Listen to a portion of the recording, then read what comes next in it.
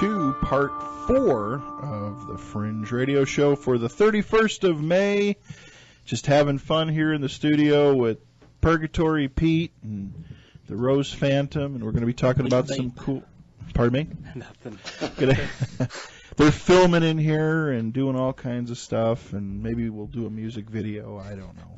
Yeah, we've got a camera rolling. I know you do. Anyway, Fringe Radio's here live every Saturday night from 6 until...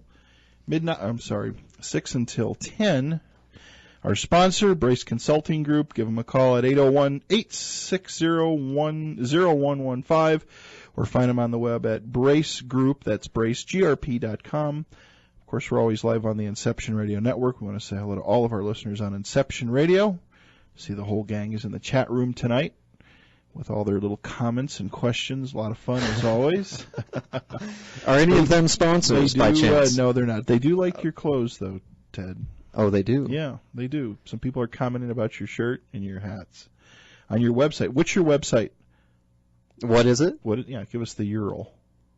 www.therosephantom.com. There you go. You can see you can hear all the music, see all the videos, see all the clothes that I make yourself screw up. No, you make all your own clothes. Yes, and hats. They like the hats, which we'll be talking about the hat I'm actually wearing right now. Go ahead, let's talk about it. When we get into the Conjuring the Spirits talk, this is the actual hat that came flying off in that episode. So I'm wearing that hat as we speak right now. But you do make all your clothes. I do. But you don't sell them. I don't, because I guess they're all kind of prototypes, like the clothing, That's what I would give a designer or something if someone wanted to make a line of the Rose Phantom. I'd call them like Rose Phantom clothes, something like that. But yeah, I do all the sewing and painting, needlework, and bleach. I do a lot of bleaching. Acid, but I wash, call not smoking. Yeah. Okay. Yes. Acid wash, not acid under maybe the it's tongue. Maybe on your time, but maybe you remember years ago when a couple of the big thing was taking the jeans and the jean jackets and shooting them with a shotgun and selling them for just ridiculous amounts of money. I don't remember that, but that's a great idea. Yeah, well, maybe it's time for a revival. But I remember that was the big thing. They take it. You go buy a Levi's jean jacket for $39. Oh, they're more than that. Well, whatever. I don't know. They're like $60 to $80. Okay, maybe they're $60, and then they would take them and they would shoot them, and just with all the buckshot, put all the holes in them, and then I think they would acid wash them so it would accentuate the holes. And then they'd sell them for like $250. I remember J.C. Penney's used to sell those, of all places, and they couldn't keep them in stock. That's actually cool. I like that idea. So there you go. If anyone out there has a shotgun, I've got that. You have a shotgun? I do. We could probably make a line of clothing for you. Just shoot them on the fence out back here. Oh yeah. I have pet rocks for sale. Okay, let's go ahead and just shut his mic off. I'm sorry I brought him. Chia pets. Remember the chia pets? Yeah, chia. Yeah, of course. Yeah. Is that what you're saying? That's what Purgatory Pete is? No. He's a chia pet? No, I was talking about the pet rock and the billions of dollars. Oh, I wasn't listening to him. Okay, so anyway, you do your own clothes. Maybe someday a clothing line. Maybe. I would love to have my own clothing line someday. We could put that on the old list here of things I'd love to do, but I need kind of more of a budget to do them, because we live in a world that requires money. Yeah. The root of all evil. All right. Okay. All right. But we need it. We got to have it. So the message. Yes. We played that right before the news. What inspired you to write that and how did that come about? The message is kind of a more, I don't know, it's kind of an interesting track. It doesn't follow kind of the traditional guidelines of a pop song where you have kind of, the verse, chorus, middle eight, and that kind of thing. It's kind of a step in more of a experimental direction for me. A little bit more, kind of diving more into the creativity behind it and kind of losing yourself in that and not really letting anything steer it towards trying to make it more marketable. Okay. I don't know if I'm making sense here. No, you are. Really just doing whatever I want. And that's the sound of me doing whatever I please to do. So it's highly experimental. There's lots of new vocal techniques I'm doing on that track, and also effects. Did you record everything yourself? I mean, is that 100% you? Yes. I did all the instrumentation, everything, the singing, of course, everything. Engineered, produced, mixed by myself. But I had it mastered by a good guy in Ireland, Aidan Foley.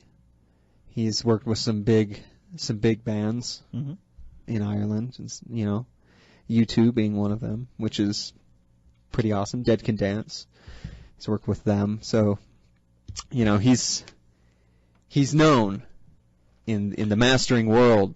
So when you do this, when you put something like this together, do you send him just multiple, or when you do it yourself, do you just track after track after track, put all the stuff together, and then spend all the time that it takes to make it, to produce the final product?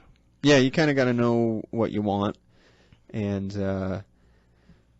I sat on this track for a while. I didn't really know how I should mix it, and how, for example, how loud should the guitar be? Should this be a more guitar-driven track, or should I leave it up to the electronics? And I chose the electronic path, kind of a harder kind of dance track, really. That's how I view it. Now, I did send the link out to the chat room, but there's a music video that accompanies this. Is that on your website?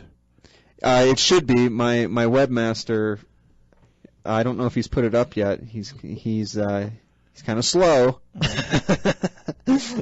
But I actually would prefer people to hear the song the first time with the video. Okay. Because really, that's how, I don't know. It's more of a video track, if that makes sense. Yeah. So I'd say send the link out to the listeners. Send the link for the video out. Okay. So they can really dive into the mood of this track. Well, the music's awesome. Thank you. I mean, I just, it's just best when accompanied with a video. The visuals. The visuals, yes. That's very important. Very important thing. Okay. So, speaking of visuals, let's talk about, that's a perfect segue into your video, your kind of your plan, what you're working on, Conjuring the Spirits. The new project. Is a new project that's going on, and as I mentioned the last time you were on the show, we talked about it. I think it is so cool because what you're doing is so different than all these other ghost hunter shows. I mean, I think the reality shows are cool, but I think there's too many of them. I think they're turning into Keeping Up with the Kardashians. There's too much drama. It's all about the drama. I think they're kind of losing it. I think it's time for something really, really new. And I think what you have to offer. Do you want to talk about, before we talk about this particular video, you want to talk about kind of the concept about kind of doing the, if you want to call it, investigation, and then the music, tying that in, because that's what makes it so different. Yeah, that's what kind of sets Conjuring the Spirits aside from all those other, we'll call them reality shows that we're lucky enough to get attention from a network. We're trying. I don't know how they did that. If they could just give me a call and let me know what I have to do in order to get the attention from a network. Where to send the check. Sure, they're singing them. Yeah. Who do I have to service? You threw me off. Okay. What was I saying? I'm so sorry. So the difference between what you're doing is very unique. Is you're taking the investigation, yes, and then incorporating the music. The music, into it. yes, because which I think has been proven in our debut episode. Okay. That was shot at the old Montana prison.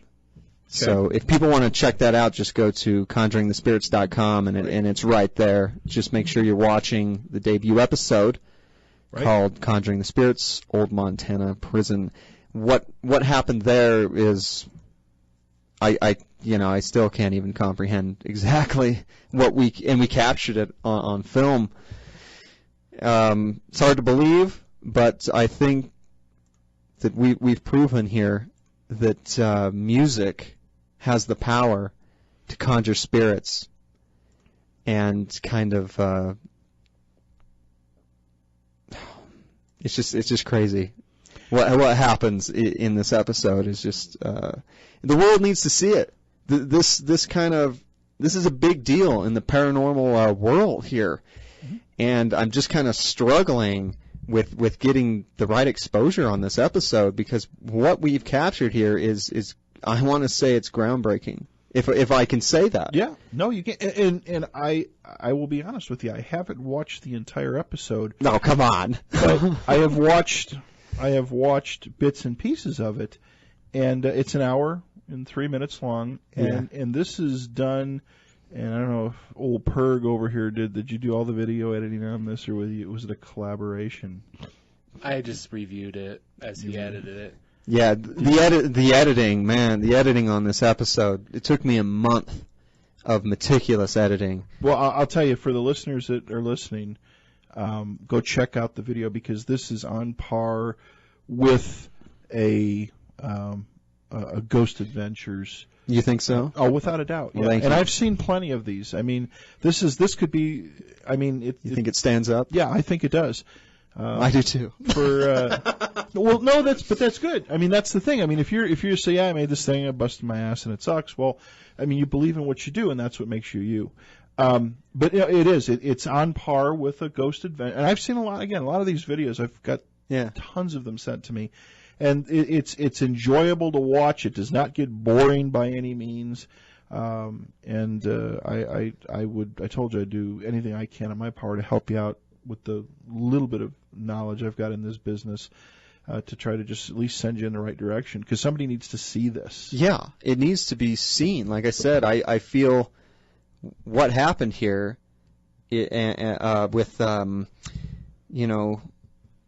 doing the performance there inside the prison, it's groundbreaking. What happens? So, why don't you give us a couple things? Why the old Montana prison? Maybe talk a little about that, and maybe just a little bit of a synopsis of kind of what happens, and then kind of the climactic ending with your hat. We definitely want to hear about that. Yeah, I guess that's why we're here, right? I'll let Pete. Why the old Montana prison? I'll just let Pete take the mic on that one. Why? Why that one? He found it. Just doing some research and just came across it. It was an interesting museum. Like it went from a prison to being a museum, and like they had overnight. Really? They had not a guillotine, but a hanging gallows. Yeah, they had the traveling gallows there. Galloping gallows there, yeah. And so that was pretty interesting of that being outlie. It just had like a kind of an abundance of paranormal stories.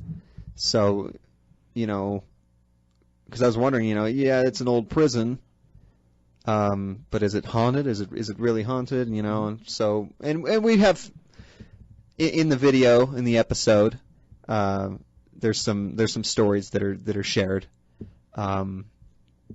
and I guess to answer the question, is it haunted? Yes, Very it is, much. and I think we have some proof of that real proof of that. So you went up there. How many days did you spend up there shooting? Oh, we spent, 3 days? Yeah. So you brought all your equipment up? We packed, I don't know how we did it, but we packed pretty much my my whole life into his car. My musical equipment, my PA system, all the ghost hunting equipment, my camera gear, just everything, all the gear, thousands of dollars, just everything I've worked for in my life in that car. And we hauled it up to Deer Lodge, Montana. And we were there for about 3 days. We did the investigation and everything in one day. We had the prison all to ourselves. There was two other people there that were there for the interviews, and then they left. And then they just had the place unlocked for us. And we were running around there all night until 6 a.m. is when we left. And, and our hotel was just, like, right down the street. Mm-hmm. So it was kind of... We didn't sleep that night. So did you capture a lot of stuff? I mean, did you get a lot of EVPs? Did you get a lot of things that went off? I mean, was it obviously the activity level was pretty high there? Yeah, the activity level was pretty high. I thought we would. The spirit box is probably one of my favorite things to do. I really am into, the spirit box and using those radio frequencies to generate the white noise. I think that's just so interesting, and I usually get a lot of good results. I get like Class A EVPs from that. But at the prison, we didn't really receive any spirit box voices. Not too many. What mainly went on there, aside from what happens later with my hat, and the whole music thing, because the music is what I believe is what made that happen. Conjured the spirit. Yes, the music did conjure the spirits. But before that, of course, we're doing a traditional ghost hunt. We're doing all the things that you see on all the other shows. But maybe we're doing it a little differently, I hope, and a little bit more fun, maybe. Did you have a lot of activity happen when you were? I mean, did Well, aside from minimal spirit box voices, what we were getting when we were doing the traditional ghost hunt is lots of EMF spikes. At one point we were down in the tunnels, which, this prison had tunnels, which were, and we're in complete darkness this whole time. Pitch black. No one's there. It's just creepy. And I'm going to admit here that, you can probably see it on my face that, I'm a little bit creeped out and maybe a little bit scared. I hesitate on using that word. We all know Pete was scared, but down in the tunnels, when we were, I was just doing kind of I had the Mel meter with me, and we were doing kind of a EMF sweep down there, and that's when I started receiving these EMF spikes on the Mel meter, like pretty high ones. I think 11.8 or something. That was one of them. And actually, my device did alarm my kind of. I don't know if any of the listeners know what a Mel meter is, but it's a device that it kind of comes with this antenna that's kind of radiating a separate magnetic field, and if anything comes within proximity of that, it will alarm. And that's what happened down in the tunnels. My antenna, something came in proximity of it, and my device alerted. And, I didn't touch it, nothing like that. And this is when we were receiving all of these EMF spikes. And so down in the tunnels, I was a bit scared, actually.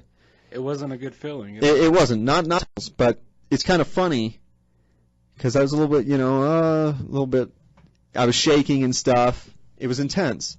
Did you feel like something was down there? Oh, yeah. Was the temperature changing? I mean, that's something, ambient temperature? Yeah, that's also something that the Mel meter features, has an ambient temperature kind of little device thing that's attached to it. So, and we weren't really. There wasn't very many fluctuations in the temperature that night. It was just cold the whole night. It was just freezing. My toes were numb. Yeah, it was Really? just. It was all. It was bad. It was a very cold night, and It was colder inside the building than it was outside. yes, in any of the parts of the prison, it was colder. And I definitely was not dressed for that. I was wearing all leather. Did it when you were down there? I mean, did you hear anything? Did you pick up anything? Oh, yeah. I mean, Some like growls and screams that were just like, you there was heard this- physically heard or yeah. Oh yeah, we were We hearing. pointed out in one of the segments towards the end. Yeah, and if you watch the episode, you're going to see kind of a theme going on with this howling voice throughout the episode. We didn't pick up on it there, except for one time in the shower section where we actually heard it in real time. But throughout the episode, either Pete will say, "I'm hearing like a howling," or I say, "I heard a howling thing out here," and then later we both actually hear the howling in the shower section. So we're hearing lots of that type of stuff, lots of unexplained noises, bangs, things of that nature. There was a pretty loud bang in the shower section that was pretty just like I don't even know, man. It's just that Crazy stuff. night was insane. crazy stuff? It was an insane night.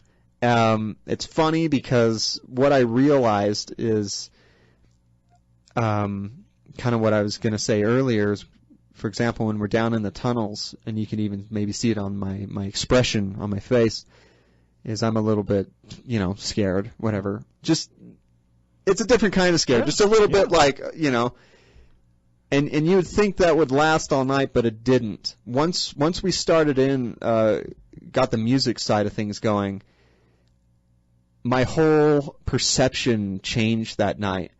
I almost felt, I want to say possessed, but not in a negative way. It was almost as if the music was. I was not scared. I was exhilarated. I was almost high off what I was producing with the music. Were you like absorbing the energy? I was in that mood. I was living in that atmosphere. And it drained me. During the performance on the theremin musical instrument that I was performing on, and then also the custom drone from the synthesizers that I created to play there. That's the type of music I was playing. It's very dark. It's considered kind of dark ambient music, but it almost acted as if, I don't know, it's like the music was kind of my armor. I wasn't scared with the music, but when you take the music away and just put me in a dark tunnel with just like my millimeter that's alarming, and Right. spiking on me, that's more creepy to me. But I know Pete here he wouldn't concur with that, because, why don't you tell them what you were feeling during the music? Well, my body was just shutting down. I couldn't move. And he was just like on his high, just like. It was a total contrast when we were filming, and you can actually in the felt episode. like something was like leeching onto me, like in the back. It was a weird, unexplained feeling, and also like your adrenaline's rushing too. Yeah, he was almost. So one thing's like going up, all the other things like draining me, and He was, it was weird. He was definitely in some type of trance, it seemed. Really? And there's a Really? few bits in the episode that I think actually kind of make the episode, where he's shutting down on me, and I was, I filmed it.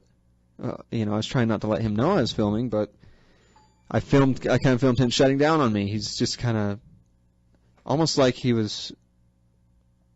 just looked drowsy. You ever been around someone who just woke up, who just like got out of bed, Yeah. and they're just kind of like floating almost?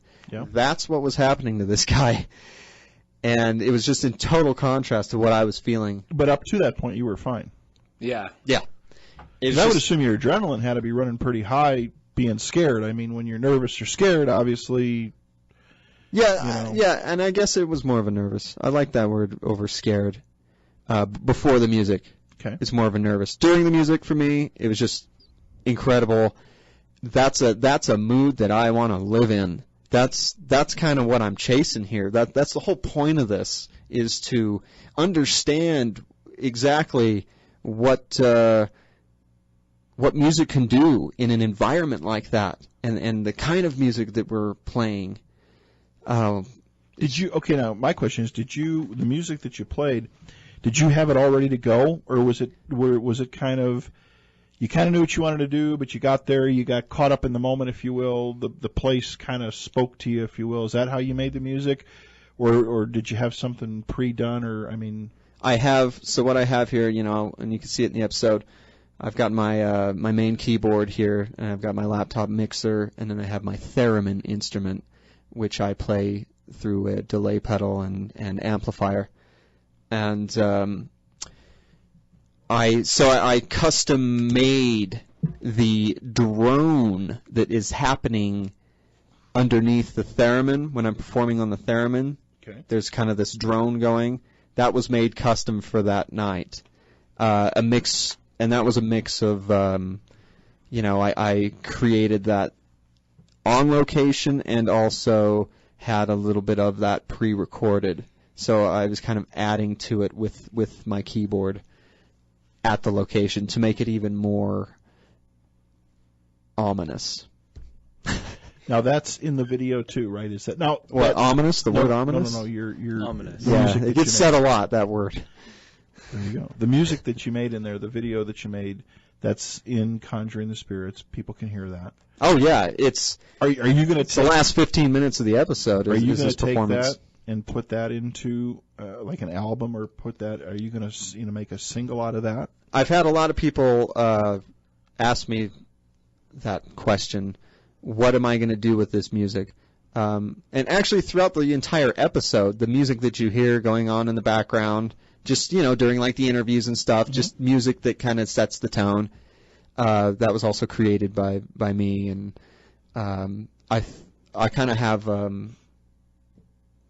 at least 10 sessions of dark music that I've done specifically for this show, and I've thought about releasing it, under the Rose Phantom and just calling it, Conjuring the Spirits, Volume 1, and if I make more, which I will for future episodes, I'll maybe release that as a Conjuring the Spirits Volume 2, So it's in the back of my mind to release this, because I'm always fascinated by other artists, other musicians that kind of dive into other types of genres. And I kind of see myself as one of those musicians that can go into kind of ambient music, instrumental, and then go into kind of heavier stuff, and then more poppy stuff. So definitely that's a big possibility. So every episode will have its own unique score/soundtrack. Yes, every episode will have a performance at the location, and also it will have custom music going throughout the episode. Yeah. Just during like interviews and things like that, just to have, instead of just no music at all. It's good to kind of have the mood going. It helps the rhythm of the episode. Music enhances everything. It brings ghosts out. And I've always thought that, but putting it to the test has really actually changed my life. Bringing them out for the good or for the bad? It's definitely not bad. I'm mainly just I don't know. I don't even know if I have a preference with that. It's just I felt like I was proving a point that the vibrations and the power of music can do this. And I'm not necessarily thinking of trying to conjure up negative spirits or anything like that. I mean, I don't want that. And I wear protection. That sounded bad. Prophylactic. Hold on here. Let me explain. No. Go ahead. Certain stones, Sure. things like that I wear around my neck, and things that can keep negative energy away. Sure. And we do sage ourselves and things like that. So I'm definitely don't want to conjure up negative. Something evil. No, I don't. But I don't know. I just I think the point is to conjure up anything at all is remarkable by using Music. the power of music. Yeah. Just being able to conjure up anything. And that's kind of what this first episode at the Montana prison is all about. It's like, let's go to a location that has kind of reports and all the history of being haunted. Let's put it to the test. Let's do it there. And to be honest, I wasn't expecting anything to happen, because I also do the spirit box while performing on the theremin. I'll stop on the theremin, I'll do the spirit box, try and get some responses that way, which we did during the performance. We got some really nice EVPs from that say like music. Yeah, the music and things like that. So you entertained them. Yeah, I think that's what it was. Why can't why can't they be entertained? I mean, why can't spirits be entertained? I mean, we entertain ourselves. I mean, with music and yeah, it was a crazy night. We didn't sleep after because my hat flies off during the performance. We got a break coming up in just a few seconds. We'll talk about that on the other side. And it was incredible. I didn't sleep for a month. Did not sleep. I can believe it. All right, everybody, welcome back to the Fringe Radio Show.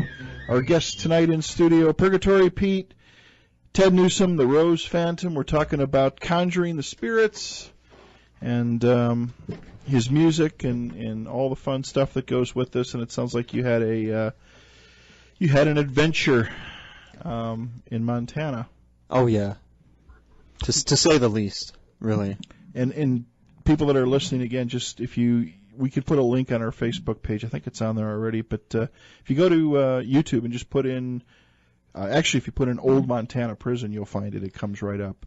Yeah. And check it out. The episode's an hour, and you'll see the talent of both of these guys, all that they do, their creativity, and of course Ted's music.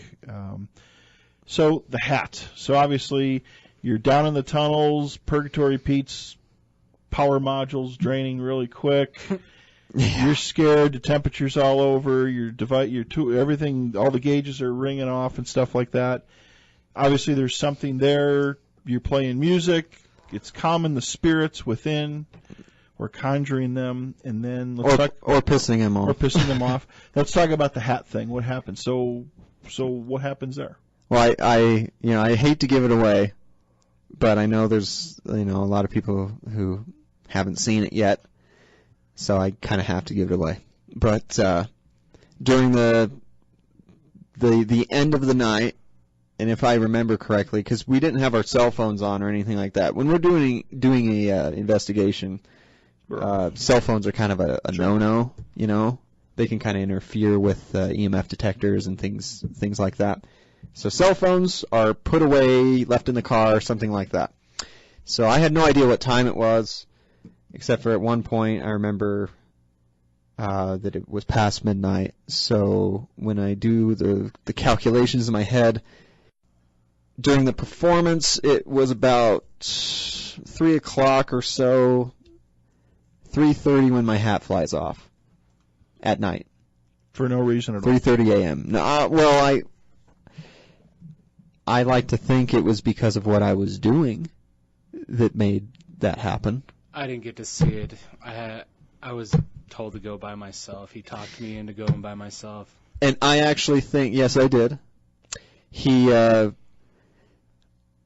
I didn't want to go far. Yeah. There was kind of another side to I performed this music in the main cell house. So the biggest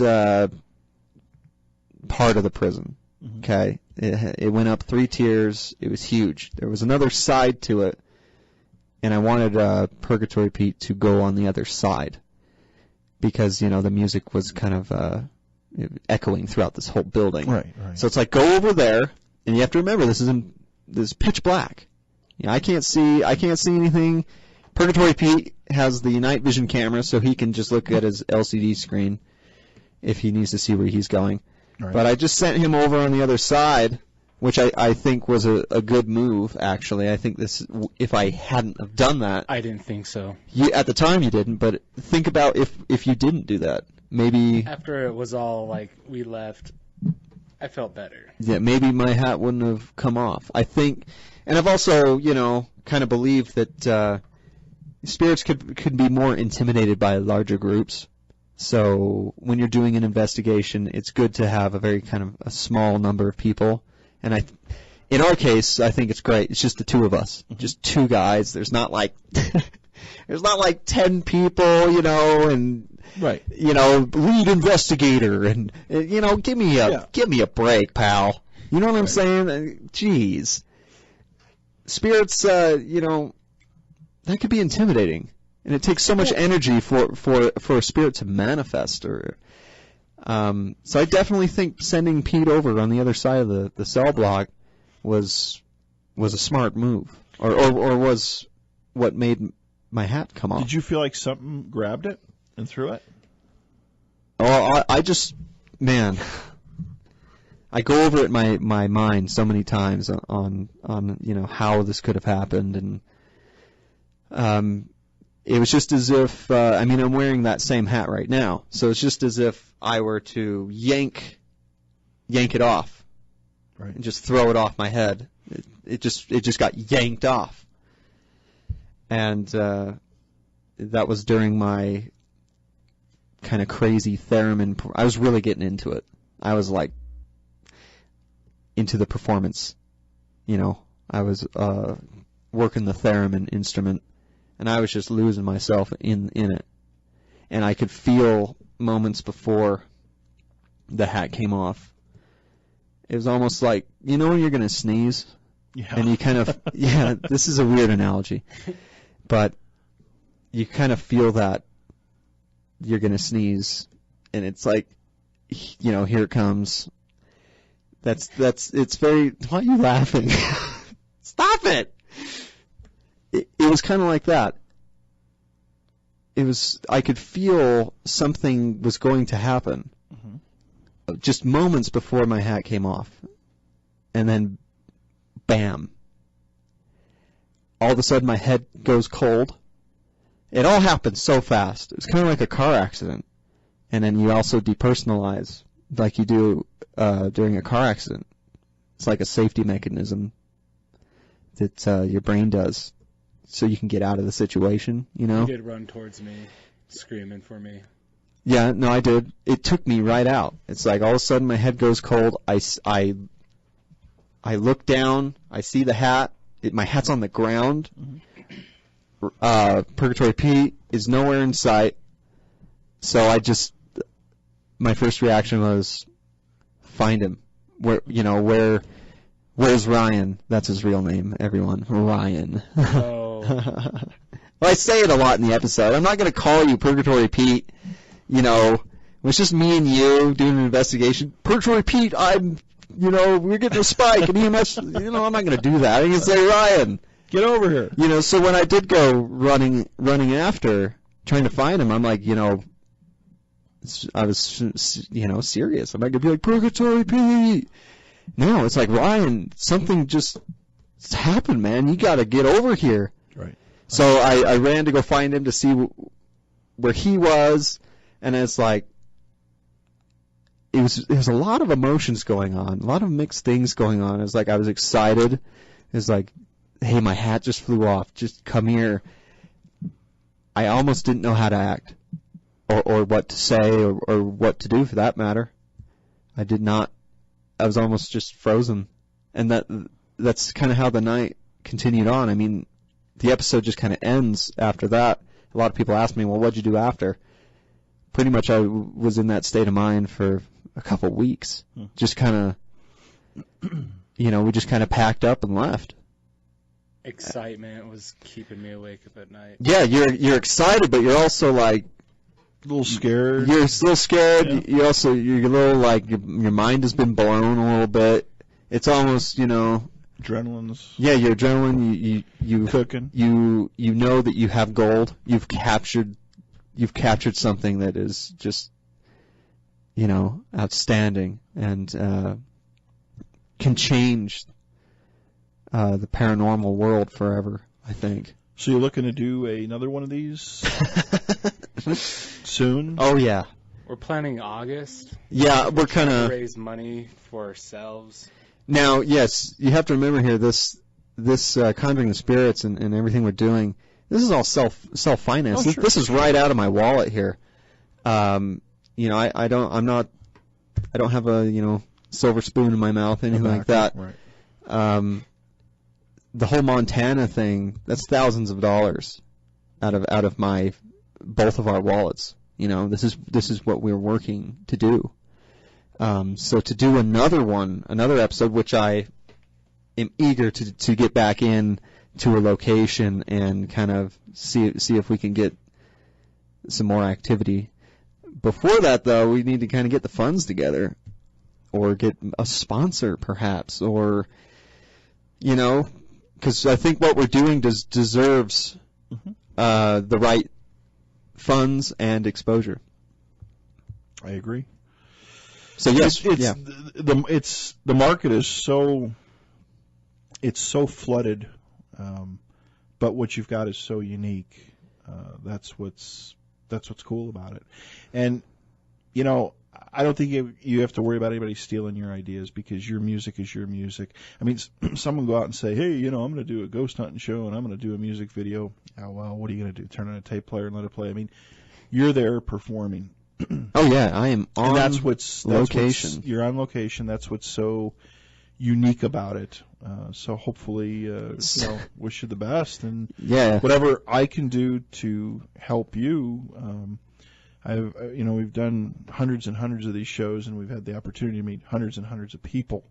And anything we can do to help you guys out, at least push you the right way, or say, hey, give this guy a call, or we're more than willing to do. We wanted to take this show, just to digress for a minute, and then we're going to do your song and wrap it up here for the night. But, we wanted to take this show national and try to move it across the country national. And with everything that's happened, we're kind of just happy where it is right now. We love being a part of K-Talk and, United Broadcasting and doing what we do. I was in such a rush I was like working a full-time job and doing this show 6 nights a week and stuff like that. And I finally just throttled everything back and said, if something's going to happen, it's going to happen. But I think you've got something so unique. You got to keep on pushing, and it's, I can't speak for the television business, but I could speak for the radio business. It's hard. I mean, there's so many people.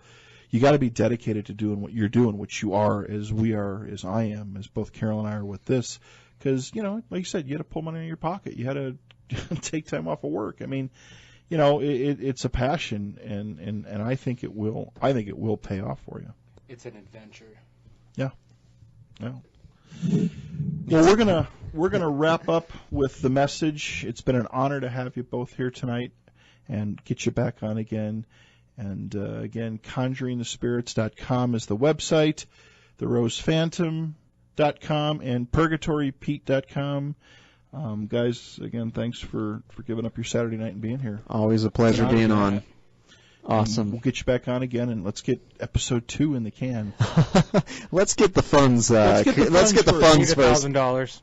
Okay. We need more than that. We need 10,000. Millions and millions. All right, we're going to wrap it up with the message from the Rose Phantom. Take care, everybody. See you next Saturday night at 6 p.m. Fringe Radio, K-Talk, AM 630.